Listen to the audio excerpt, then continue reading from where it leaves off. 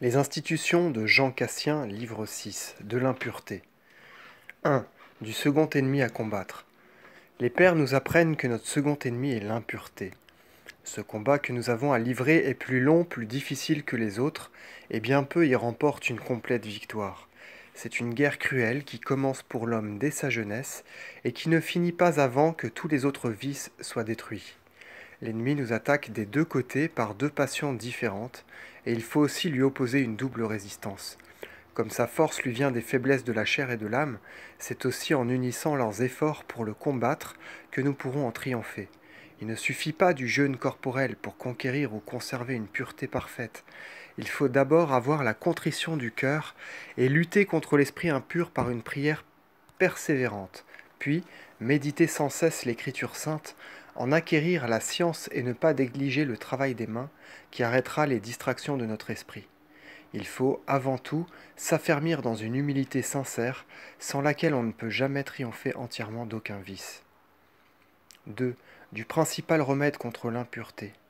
Le principal remède contre ce vice est la purification du cœur, où notre Seigneur nous apprend que se trouve le germe de cette terrible maladie. C'est du cœur, dit-il, que sortent les pensées mauvaises, les homicides, les adultères, les fornications, les vols et les faux témoignages. Matthieu 15, 19. Il faut donc purifier cette source de la vie et de la mort. Salomon nous le recommande. Gardez votre cœur avec tout le soin possible, car c'est lui qui est la source de la vie. Proverbe 4, 23. Et en effet, la chair est assujettie à ses mouvements et à son empire. Nous devons donc suivre avec ardeur les lois de l'abstinence, de peur que l'abondance des aliments n'empêche la chair d'obéir aux conseils salutaires de l'esprit et ne résiste avec insolence à son maître. Si nous nous appliquons seulement à châtier notre corps, sans faire jeûner en même temps notre âme de tous ses vices, et sans la nourrir d'études pieuses et de méditations saintes, nous ne pourrons jamais nous élever à une pureté parfaite, puisque la partie principale de nous-mêmes souillera notre corps. Il faut d'abord, comme nous le recommande notre Seigneur, purifier le dedans de la coupe et du plat, afin que le dehors aussi devienne pur. Matthieu 23, 26. 3. Combien l'éloignement du monde aide à vaincre l'impureté. Les autres vices se corrigent ordinairement en fréquentant les hommes et en luttant chaque jour contre les occasions. Les fautes commises sont pour ainsi dire un moyen de guérir. La colère, par exemple, la tristesse, l'envie, l'impatience cèdent à la réflexion et aux efforts persévérants de celui qui vit au milieu de ses frères et des tentations qu'il y rencontre. Plus les épreuves sont nombreuses, plus la victoire semble prompte et facile. Cette maladie, au contraire, nécessite, outre la mortification du corps et la contrition du cœur, la solitude et la séparation du monde. C'est le moyen d'apaiser cette terrible fièvre des sens et de recouvrer une santé parfaite. Dans certaines maladies, on évite de montrer aux malades des aliments qui pourraient leur nuire, de peur que cette vue n'excite en eux des désirs funestes. Il faut de même, pour guérir l'impureté, rechercher le calme et la solitude, afin que l'âme, n'étant plus troublée par des images dangereuses, puisse s'élever à des pensées plus saintes et arracher plus facilement les racines de cette plante vénéneuse. 4. De la différence qui existe entre la chasteté et la continence. Personne ne doit croire pour cela que nous prétendions qu'il n'y ait pas de religieux continents vivant en communauté. Nous reconnaissons au contraire qu'il est très facile d'en trouver. Mais être continent ou être chaste n'est pas la même chose. Être chaste, c'est vivre dans l'amour d'une pureté inaltérable, et cette vertu est le privilège de ceux qui restent vierges de corps et d'esprit, comme les deux saints Jean dans le Nouveau Testament, et comme Élie, Jérémie et Daniel dans l'Ancien. On peut aussi mettre au même rang ceux qui, après avoir éprouvé les faiblesses de la chair, sont arrivés, à force de peine et de vigilance, à recouvrer cette pureté d'âme et de corps, et non seulement résistent aux tentations de la concupiscence, mais n'éprouvent plus même les mouvements de la nature. C'est cette chasteté que nous croyons qu'il est très difficile d'acquérir dans la société des hommes. Nous ne disons pas la chose impossible, mais nous laissons chacun y réfléchir et se prononcer dans sa conscience. Nous croyons que beaucoup de continents qui ont rarement ou souvent à soutenir les combats de la chair y résistent et en triomphent par crainte de l'enfer ou par désir du ciel. Mais les pères, tout en reconnaissant qu'ils peuvent lutter par ce moyen contre l'ardeur des passions, déclarent qu'ils ne doivent pas pour cela se croire invulnérables, car tant que dure la guerre, On a beau frapper et vaincre souvent l'ennemi, on n'est jamais à l'abri de tout danger. 5. Les efforts de l'homme ne suffisent pas pour vaincre l'impureté. Si donc nous sommes bien décidés à combattre un bon combat comme l'apôtre, si nous voulons de toute notre âme vaincre l'esprit d'impureté, hâtons-nous de le faire en nous confiant, non pas dans nos propres forces qui ne pourraient jamais y suffire, mais dans le secours de la grâce divine. Nous aurons toujours à lutter contre ce vice, tant que nous ne reconnaîtrons pas que cette guerre est au-dessus de nos forces, et que malgré tous nos efforts, nous ne remporterons pas la victoire si Dieu ne nous aide de sa toute-puissante protection. 6. Une grâce spéciale de Dieu est nécessaire pour conserver la chasteté. La grâce de Dieu est sans doute nécessaire pour triompher de tous les vices et pour faire des progrès dans toutes les vertus, mais elle l'est plus encore quand il s'agit de la pureté. Cette vertu est un don tout spécial, comme le prouve le témoignage des pères et l'expérience de ceux qui l'ont obtenu. Car comment être délivré de la chair en restant dans son corps? Et n'est-ce pas surnaturel d'être revêtu d'une chair fragile sans en ressentir les ardeurs? Il serait impossible à l'homme de s'élever sur ses ailes jusqu'à cette pureté céleste, si la grâce de Dieu ne le tirait de la fange terrestre par le don de la chasteté. Il n'y a pas de vertu qui puisse égaler notre nature charnelle à la nature spirituelle des anges, comme cette vertu de chasteté qui, selon l'apôtre, nous rend citoyens du ciel lorsque nous sommes encore habitants de la terre. Philippiens 3:20. Puisque nous possédons déjà dans notre chair fragile cette paix qui est promise aux saints lorsqu'ils seront délivrés de leur corps mortel. 7. Exemple de l'athlète proposé par l'apôtre. Écoutez ce que dit l'apôtre. Celui qui combat dans l'arène s'abstient de tout. 1 Corinthiens 9, 25. Cherchons ce que veut dire de tout, afin de pouvoir appliquer à nos combats spirituels cette comparaison tirée des combats du monde. Les athlètes qui voulaient bien combattre dans l'arène n'avaient pas la permission d'user de tous les aliments qui pouvaient les tenter. Ils devaient se contenter de ceux qui étaient prescrits par les règlements, et non seulement ils étaient forcés de s'abstenir des mets défendus, de l'ivresse et de toute débauche, mais ils devaient fuir la paresse, l'oisiveté et l'inaction, afin d'accroître leur force par une étude et des exercices continuels. Ils devaient vivre dans le célibat et la continence, pour rester étrangers aux inquiétudes, aux tristesses et aux embarras du monde. Ils n'avaient à s'occuper que de leur profession, et n'en étaient distraits par aucun besoin, car ils recevaient de celui qui présidait les combats leur subsistance de chaque jour, et ils ne pensaient qu'à mériter la couronne et les honneurs de la victoire. Lorsqu'ils se préparaient au combat, non seulement ils restaient purs de tout rapport avec les femmes, mais ils se défendaient de toute souillure involontaire pendant la nuit, en se saignant douloureusement les reins avec des lames de plomb. Ils pensaient qu'ils perdraient de leur force pour bien combattre, si quelque image trompeuse du plaisir venait altérer leur pureté. 8. Des moyens que les athlètes prenaient pour se préparer au combat. Comprenons bien la conduite des athlètes du monde, dont saint Paul nous propose l'exemple, et remarquons avec quel soin ils s'observent et se gardent eux-mêmes. Que ne devrons-nous donc pas faire pour conserver sans tache la chasteté de l'âme et du corps, nous qui sommes obligés chaque jour de manger la chair sacrée de l'agneau, à laquelle toute personne impure ne pouvait toucher dans l'ancienne loi? Car le Lévitique dit « Celui qui est pur mangera les viandes, mais celui qui mangera des viandes du sacrifice offert à Dieu, quoiqu'il ait contracté quelque souillure, périra devant le Seigneur. » Lévitique 7, 19 et 20. Quelle est donc l'excellence de la pureté, puisque sans elle, on ne pouvait sous l'ancienne loi participer au sacrifice, qui n'étaient cependant que des figures, et que sans elle aussi, ceux qui désirent en ce monde une couronne corruptible ne sauraient l'obtenir. 9. Combien nous devons toujours garder notre cœur pur aux yeux de Dieu.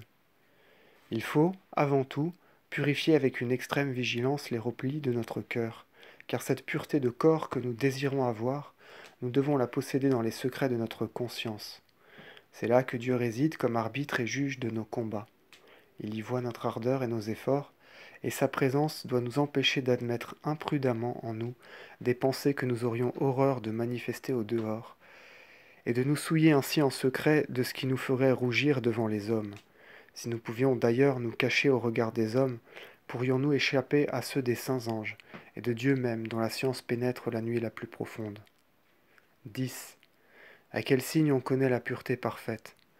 Nous aurons une marque évidente, une preuve certaine de notre pureté, si aucune image trompeuse ne vient troubler notre sommeil, ou ne peut exciter en nous, malgré ses obsessions, les mouvements de la concupiscence. Car quoique ces mouvements ne soient pas par eux-mêmes un péché véritable, ils montrent cependant que l'âme n'est pas encore parfaite et complètement affranchie du vice, puisqu'elle est toujours soumise à de pareilles illusions. 11. D'où viennent nos impuretés involontaires? Le repos de la nuit fait connaître la nature des pensées auxquelles nous nous sommes laissés aller pendant le jour. Lorsque ces illusions des sens nous arrivent, il ne faut pas les attribuer au sommeil, mais à notre négligence pendant que nous étions éveillés. Le mal caché qui se manifeste en nous n'a pas pour principe les ténèbres de la nuit. Il était déjà dans les replis de notre âme, et quand il se produit au dehors durant notre sommeil, il montre les ardeurs impures que nous avions excitées durant le jour, en nous repaissant de pensées dangereuses. C'est ainsi que les maladies du corps ne se forment pas au moment où elles paraissent de l'extérieur. Leur origine est plus ancienne. Elles sont causées par la négligence et l'imprudence de ceux qui prennent des aliments contraires à leur santé et font naître en eux des humeurs capables de leur donner la mort.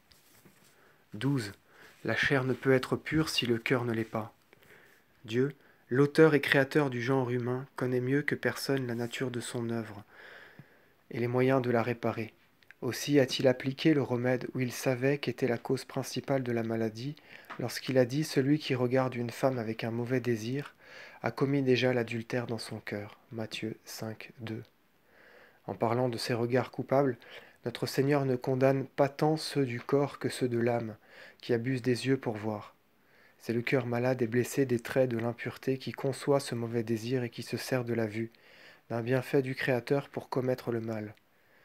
Ce regard fait paraître seulement la concupiscence cachée en lui.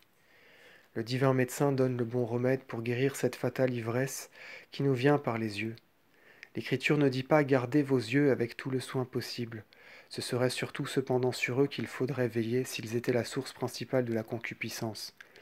Mais ils ne sont que les serviteurs de l'âme, et il est dit: gardez votre cœur avec tout le soin possible. Proverbe 4, 25. Le remède est appliqué à ce qui peut abuser des yeux. 13. Il faut combattre les pensées charnelles dès leur origine. Le premier soin que nous devons prendre pour purifier notre cœur est d'en bannir tout souvenir de femme que les ruses du démon pourraient y éveiller. Nous devons même éloigner celui de notre mère, de nos sœurs, de nos parents et des personnes pieuses que nous avons rencontrées. Il faut nous hâter d'en détourner notre pensée, de peur que le tentateur ne profite de l'occasion pour égarer notre esprit sur d'autres femmes et y faire naître de dangereuses images. Rappelons-nous sans cesse le précepte du Seigneur: gardez votre cœur avec tout le soin possible. Genèse 3, 15. Et tâchons nous aussi de briser la tête du serpent, c'est-à-dire de découvrir le principe des pensées mauvaises qui pourraient se glisser dans notre âme, car si la tête du démon pénétrait dans notre cœur par notre négligence, son corps y serait bientôt tout entier par notre consentement, et une fois qu'il y serait établi, nous péririons victimes de ses passions et de sa tyrannie. Nous devons détruire dès le matin les pécheurs qui s'élèvent de notre terre, c'est-à-dire nos pensées charnelles à leur naissance. Nous devons briser sur la pierre les enfants de Babylone lorsqu'ils sont encore petits. Psaume 136, verset 12. Car si nous ne les tuons pas pendant qu'ils sont jeunes, si nous les laissons grandir par notre faute, ils se fortifieront et se révolteront pour nous perdre, et nous ne pourrons les vaincre qu'avec beaucoup de peine et de combat. Quand le fort, c'est-à-dire notre esprit, est armé pour garder sa maison, quand il défend par la crainte de Dieu toutes les retraites de son cœur, il conserve en paix tout ce qu'il possède. Luc 11, 21. C'est-à-dire le fruit de ses travaux et les vertus péniblement et longuement acquises. Mais si un ennemi plus fort survient et en triomphe, c'est-à-dire si le démon profite de son consentement, il s'emparera des armes dans lesquelles il mettait sa confiance, c'est-à-dire de la crainte de Dieu et de la pensée des saintes Écritures, et il partagera ses dépouilles en dissipant le mérite de ses vertus par les vices qui leur sont opposés. 14. But de l'auteur en parlant de la chasteté. Je passerai sous silence toutes les louanges que l'Écriture sainte donne à la chasteté. Mon intention n'est pas d'en faire l'éloge, mais d'expliquer d'après la tradition des pères ses qualités, comment on doit l'acquérir ou la conserver, et quels sont ses résultats. Il me suffira de citer un passage de la lettre de saint Paul aux Thessaloniciens pour montrer combien l'apôtre estimait cette vertu entre toutes et la recommandait en la glorifiant. 15. L'apôtre considère la chasteté comme la sainteté. La volonté de Dieu, dit-il, est votre sanctification. et pour que nous comprenions bien ce qu'il veut dire par sanctification, si c'est seulement la justice, la charité, l'humilité, la patience, par lesquelles nous croyons nous sanctifier, il explique très clairement ce qu'il appelle sanctification. Dieu veut votre sanctification, c'est-à-dire que vous vous absteniez de toute fornication, et que chacun sache garder le vase de son corps avec honneur et sainteté, sans le souiller de désirs comme le font les païens qui ne connaissent pas Dieu. 1 Thessaloniciens 4, 4 et 5. Vous voyez combien l'apôtre loue cette vertu puisqu'il l'appelle l'honneur et la sainteté de notre corps. Celui, au contraire, qui ressent les mouvements de la concupiscence est dans la honte de l'impureté. Il est éloigné de la sainteté. L'apôtre, un peu après, donne encore à cette vertu le nom de sainteté. Car Dieu, dit-il, ne nous a pas appelés pour être impurs, mais pour être saints. Et celui qui méprise ces choses ne méprise pas un homme, mais Dieu qui nous a donné son Saint-Esprit. Même endroit, 7. Ainsi, saint Paul ajoute à son précepte une sanction inviolable, puisqu'il dit « Celui qui méprise ces choses, c'est-à-dire ce que je viens de dire de la pureté, ne méprise pas l'homme qui vous fait ce commandement, mais Dieu qui vous parle en moi et qui a choisi notre cœur pour demeure du Saint-Esprit. » Vous voyez combien l'apôtre exalte la pureté par ses paroles et ses louanges, puisqu'il lui attribue d'abord notre propre sanctification, qu'il assure ensuite qu'elle délivre notre corps de toute souillure, et qu'après en avoir éloigné la honte, elle le conserve dans l'honneur et la sainteté. Enfin, ce qui est le comble du bonheur et de la récompense, il déclare que c'est par elle que l'Esprit Saint vient habiter notre âme. 16. Autre témoignage de saint Paul sur le même sujet. Quoique ce livre touche à sa fin, je veux encore citer un autre témoignage de l'apôtre. Il dit dans son épître aux Hébreux, « Tâchez de conserver la paix avec tout le monde et la sainteté, sans laquelle personne ne peut voir Dieu. » Hébreux 12, 14. Il déclare ici clairement que sans la sainteté, qui consiste selon lui dans la pureté de l'esprit et du corps, il est impossible de voir Dieu. Et il explique le sens de ces paroles en ajoutant qu'il ne se trouve pas parmi vous de fornicateurs et de profanes comme Ésaü. Même endroit 16. L'espoir 17. L'espoir de la récompense doit nous faire veiller avec plus de soin sur la chasteté. Plus la récompense de la chasteté est sublime et céleste, plus l'ennemi l'attaque avec acharnement. Aussi devons-nous sans cesse nous appliquer à entretenir non seulement la continence de notre corps, mais aussi la componction de notre cœur, par des gémissements et des prières continuelles, afin que ce feu de désir charnel que le roi de Babylone ne cesse d'allumer en nous-mêmes, soit éteint par la rosée du Saint-Esprit qui descendra dans nos cœurs. 18. La chasteté doit s'appuyer sur l'humilité et la science sur la chasteté. Nos anciens disent qu'on ne peut posséder la pureté sans lui avoir donné l'humilité du cœur pour fondement, mais ils affirment aussi qu'on ne peut parvenir à la science véritable avant d'avoir arraché de son âme la racine du vice qui lui est contraire. Ils pensent qu'on peut rencontrer des personnes chastes qui ne sont pas savantes, mais qu'il est impossible de trouver la science de la sainteté sans une pureté parfaite. Les dons de Dieu sont divers et la grâce du Saint-Esprit n'est pas la même en tous. 19. Sentence de saint Basile sur la chasteté. On rapporte une parole remarquable de saint Basile, évêque de Césarée. « Je n'ai jamais connu de femme, disait-il, et cependant je ne suis pas vierge. » Il comprenait que la pureté ne consistait pas tant dans la privation de tout commerce avec les femmes, que dans la vraie pureté du cœur, qui seule préserve le corps de toute souillure par la crainte de Dieu ou par l'amour de la chasteté. 20. Comment on reconnaît qu'on est vraiment chaste de cœur? Nous pourrons croire que nous sommes arrivés à cette pureté si aucune sensation voluptueuse ne vient à troubler notre sommeil, et si les accidents naturels se passent sans que nous nous en apercevions. Il est au-dessus de la nature de les retrancher complètement, mais nous devons, à force de vertu, les rendre de plus en plus rares. 21. Comment on peut conserver une chasteté parfaite? Le moyen d'y parvenir et d'avancer dans la pureté est de considérer que Dieu voit nuit et jour non seulement nos actions cachées, mais encore nos pensées les plus secrètes, et que nous aurons à lui rendre compte de toutes nos œuvres, comme de tous les désirs de notre cœur. 22. Jusqu'où doit aller la pureté du corps? Hâtons-nous donc de combattre tous les mouvements fâcheux de notre âme et de notre corps, jusqu'à ce que les tristes nécessités de nature n'excitent en nous aucun plaisir, et ne portent aucune atteinte à notre pureté. Celui qui, pendant le sommeil, cède aux illusions d'images trompeuses, doit reconnaître qu'il n'est pas encore parfaitement chaste. 23. moyen d'acquérir la pureté du cœur et du corps. Afin que ces illusions ne nous surprennent pas en dormant, nous devons toujours observer une abstinence régulière et modérée, car si nous jeûnions trop, nous serions entraînés bientôt dans un excès contraire. Ces inégalités empêcheront la paix qui est si désirable, nous serons ou trop affaiblis par le jeûne, ou trop appesantis par la nourriture, et notre pureté souffrira de ces changements de régime. Il faut aussi pratiquer la patience et l'humilité du cœur, et lutter tout le jour contre la colère et les autres passions. Là où règne la fureur s'allument nécessairement les flammes de l'impureté. Mais soyons surtout vigilants pendant la nuit, car si la pureté du jour prépare la chasteté de la nuit, nos veilles de la nuit nous aident à être calmes et forts pendant les exercices du jour.